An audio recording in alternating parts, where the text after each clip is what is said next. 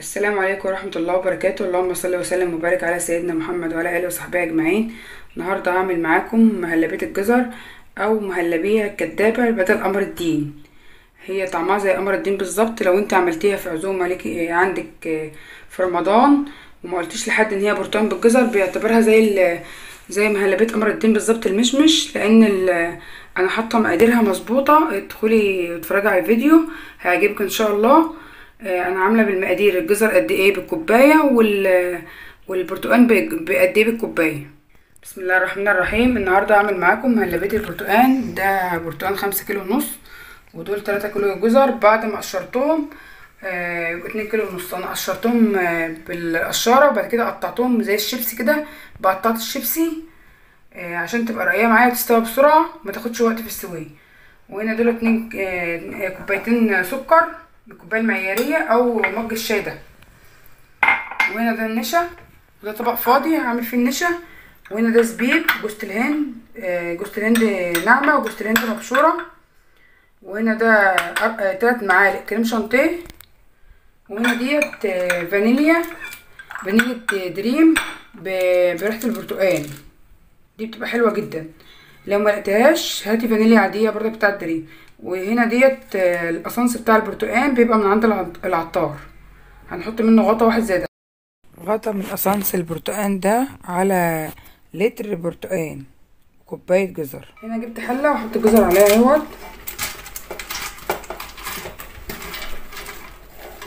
طبعا كميه الجزر دي اكتر من البرتقال. ده انا عاملاه لو فاض مني هحطه عادي مضروب هضربه في الخلاط وعينه في اكياس في الفريزر لما اجي اعمل برتقال تاني. كده انا اقلب السكر اهوت. احط ميه يا دوبك تغطي الجزر عشان تستوي فيها.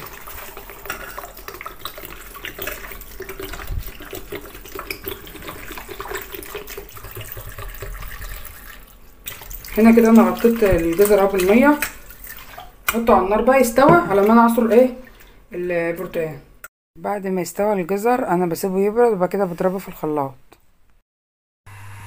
هنا البرتقال اهوت انا قطعته زي ما انتم شايفين اهوت انصاص عشان اعصره في العصاره. هعصره وبعد كده اوريهولكم بعد ما يتعصر قد ايه. كده انا كنت بعصر البرتقال. ممكن تعصريه على العصاره بتاعه الخلاط او العصاره اليدويه المتاح عندك. ولو انت عاوزه ممكن كمان لو هو برتقال مش بلدي وبرتقال بسره ممكن تقشريه وتقطعيه وتحطيه في الخلاط وتضربيه بميه وتصفي البرتقال بمصفى. ولو انت لسه معايا لحد دلوقتي ما تنسيش بلايك واشتراك وتفعيل الجرس فضلا وليس امرا. انا عصرت البرتقال قدامكم اهو. ده 2 لتر وده لتر.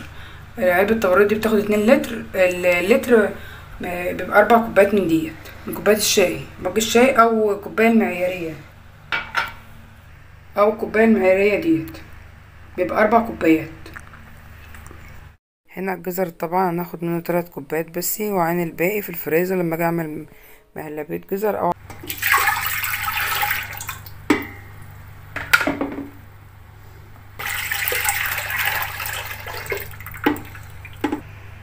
هنا كده انا هحط الكريم شانتيه وادوبه في البرتقال والنشا كمان.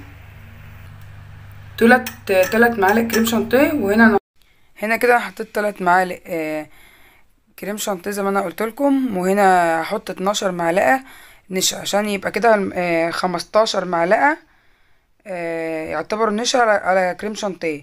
لو انت ما عندكيش كريم شانتيه تحطي 15 معلقه على 15 كوبايه، بما يعادل كل كوبايه عصير تحط لها معلقه نشا واحده. وكل 4 كوبايات عصير برتقال بتحط عليهم كوبايه جزر واحده. هنا كده انا هقلب الكريم شانتيه واحط النشا كمان.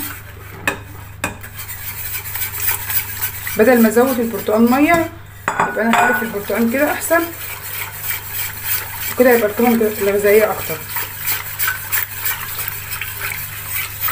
هنا زي ما انتم شايفين اهوت النشا دات والكريم شانتيه دات كمان.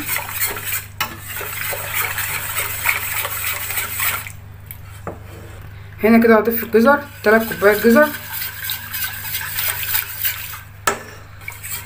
دي الكوبايه التانية. كده الكوبايه الثالثه.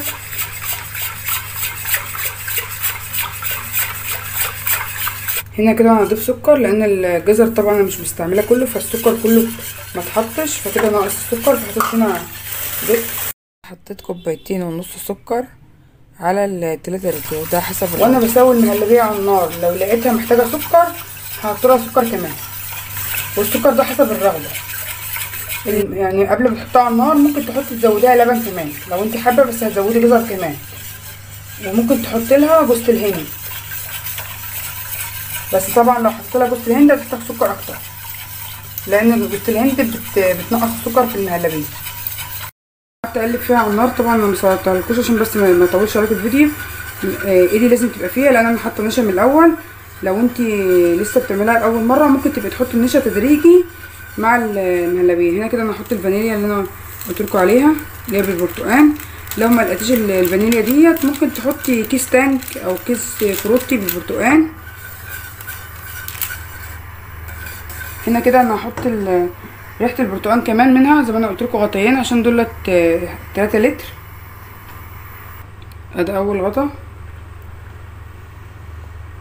وده التاني. دوت معايا زي ما انتم شايفين، وده قوامها مبيبقاش تقيل قوي. هوريلكم بالمغرفه اهوت، مبيبقاش تقيل قوي عشان هي بعد ما تتحط في التلاجة ما تبقاش جامده وتشقق معايا في التلاجة. بسم الله الرحمن الرحيم. طعمها بالظبط زي مهلبية قمر الدين، عشان انا حاطه فيها الجزر مظبوط، مش حاطه كتير، فطعم البرتقال مزازه البرتقال باينه فيه.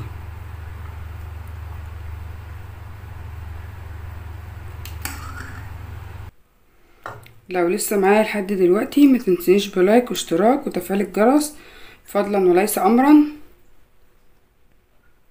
لو عجبك الفيديو ده يا ريت تشيريه لاصحابك ولحبايبك. على فكره المهلبيه ديت جميله جدا في رمضان، لو انت في عزومه وعملتيها تعجب ضيوفك وهيفتكروا ان هي قمر الدين مش مهلبيه برتقال وجزر. انا هحط جوز الهند هنا ناعمه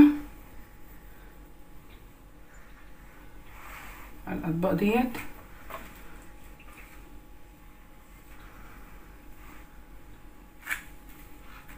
ممكن تحطي مكسرات لو عندك، ممكن جوز الهند وزبيب زي ما انا حاطه كده بس.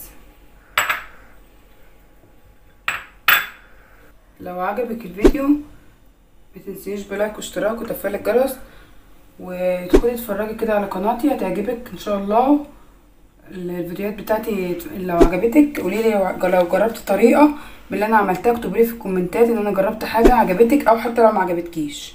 هنا كده انا بحط الزبيب حوالين جوز الهند عشان يدي شكل حلو. كده انا هحط جوز الهند اللي هي المبشوره ديت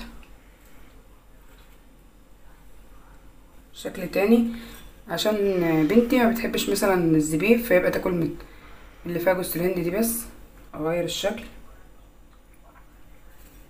هنا كده انا هحط جوز الهند هنا في الجنوب، وهحط شويه زبيب بس في النص. هنا كده برضك هحط جوز الهند خفيفه من الجنوب، شويه زبيب في النص.